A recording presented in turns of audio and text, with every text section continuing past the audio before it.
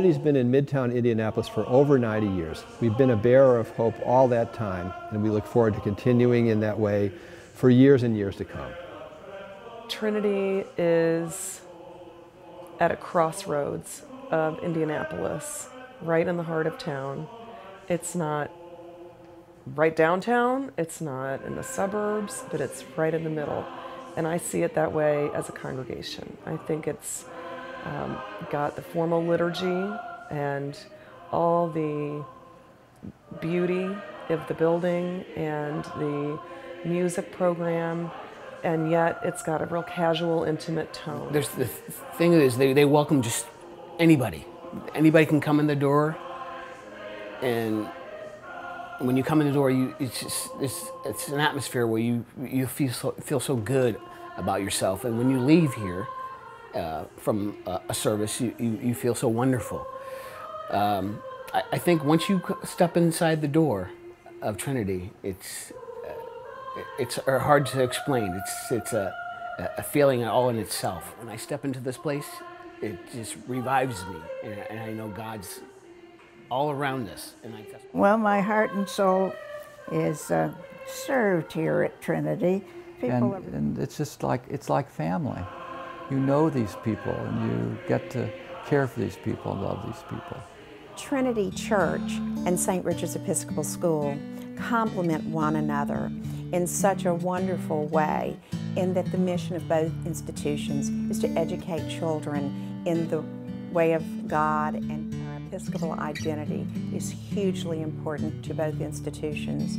So thus we have this outreach ministry that we work together with our staff, with our board participation, and with financial resources and sharing of the facilities, that makes the mission of what we all do more recognizable in Indianapolis for children and for God's work. I am so pleased that Trinity Church 51 years ago started St. Richard's School. It's the only Episcopalian day school in the state of Indiana. It's a wonderful school that has knowledge, gives knowledge and values for a lifetime. Both our sons went there, and it was a wonderful experience for both of them. And the heart of Trinity, for me, beats in the hearts of the people of this place, and the way that they activate God's love in and through their lives and through the life of this congregation. Trinity's embrace is that we are a church at the center of what really has become a cluster of urban ministries here. That started way back in 1960 with the founding of St. Richard's School, but in recent years it's expanded to include our Trinity Outreach Center just to the north, where we provide space for organizations who provide legal assistance to those in need, child care for those who otherwise wouldn't be able to afford it, where we serve dinner every single Sunday to anyone who walks in the door, where we have food available through the Mid-North Food Pantry to anybody in need during the week. We also are in partnership with an organization called Project Home Indy on the other side of campus, which is occupying a house that we own and providing residential support for pregnant and parenting teens. So there really is a cluster of God's work being done, with Trinity as the spatial and spiritual center, but many others around us in partnership with us, bringing to life God's work in ways that we could never do just on our own. But we didn't just decide, oh, we're going to start providing a dinner. We did a very thorough portion of research to find out, is there really a need in this neighborhood for some type of food ministry? And we didn't do it in isolation. Our research involved representation from the community, representation from Trinity Church, of course, and then we also brought together, around this table actually, a number of people who have a rich history in providing social services that address the need of hunger. And we asked for their input. But what was missing, and this is key, is that although a meal was available for anyone who wanted to eat, Monday through Saturday. There was nothing offered on Sunday. And it really impacted our committee because we said, you know, this is the day that the Lord has created. This is the day that we celebrate the Eucharist. We receive the bread and the wine. And yet in our community on Sunday, people go hungry if they're not in the church. And so that was a part of that impetus for starting what we call now the Sunday dinner. We're serving about 135 to 140 people every Sunday. Trinity's Comforters is a group that meets about once a week, and we put together quilts, patchwork quilts, Afghans, baby hats, all different kind of needlework for charitable causes. We've just done a lot of different things, and we usually meet once a week. We put the quilts together, and we have a great time doing it.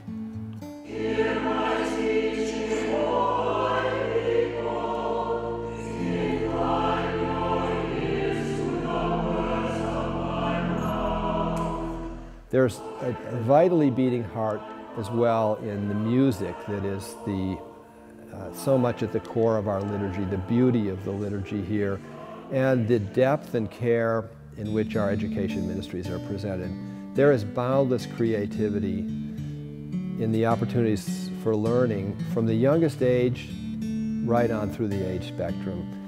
We incorporate a number of different programs that are available from any number of sources, Godly Play, J2A, and so forth, but none of those is applied in a canned way. Each of our staff, who are just marvelous in working with these programs, adapts them in creative ways. I believe that the heart of Trinity Church is the love for God expressed in the beauty of holiness of our liturgy, the commitment we make to music in our worship, the pursuit and search for education in our daily life and work, and the outreach which we offer to the community and to the world.